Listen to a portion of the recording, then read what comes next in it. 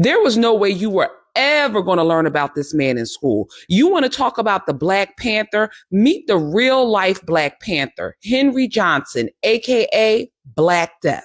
Let's talk about it. My OG followers already know if you see me looking down, I'm looking at my notes. If you're not following the Black Death Society, please make sure to do so. This is a space in which pop culture money and real life meet. Now, Henry was the real deal, and he was a member of the infamous all-Black Harlem Hellfighters, which was an Army infantry unit during World War I. Now, Henry's place in history was solidified in the early morning hours of May 15th, 1918, when he did something absolutely incredible. While on duty with another soldier named Needham Roberts, Henry heard the enemy approaching. The enemy at that time was the Germans.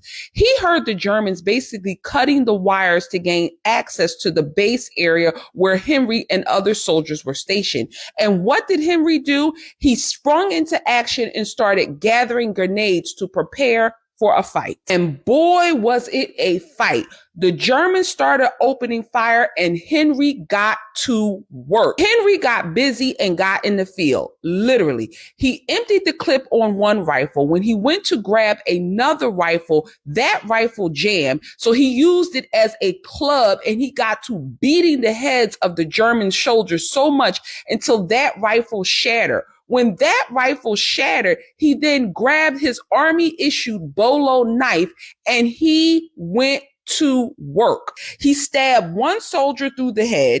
He disemboweled another one. He hacked away at the rest until the surviving German troops panicked and retreated. In total, it was estimated that Henry single-handedly unalived 4 German soldiers and wounded 21. The German soldiers literally did not know what hit them, and they retreated because they thought that they were fighting more than one person. Anyway, Henry did not come away from this battle unscathed. He suffered 21 combat wounds. And I forgot to mention that during this fight, he literally ran into the line of fire to save Needham Roberts from being captured. Now, for a short time, a very short time, Henry did receive recognition for his heroics during this night. However, as these things often play out, the country turned on him, and they turned on him in a fierce way. When Henry began talking about the discrimination that he and other Black troops faced in the Army, things went bad for Henry really quickly.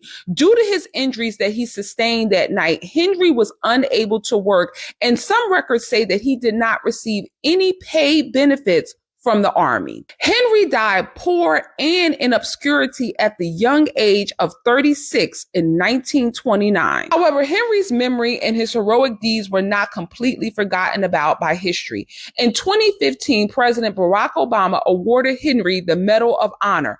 Also, in June of 2023, Fort Polk was renamed in his honor. However, this honor was reversed and taken away from Henry after the Army base was renamed after the Confederate soldier Polk. Movies need to be made about this man, and all of us need to do our part in making sure that we never forget the ultimate sacrifice that Henry Johnson and other forgotten soldiers like him made for this country. I'm going to know if you're a real one and made it to the end of this post if you write Henry in the comments.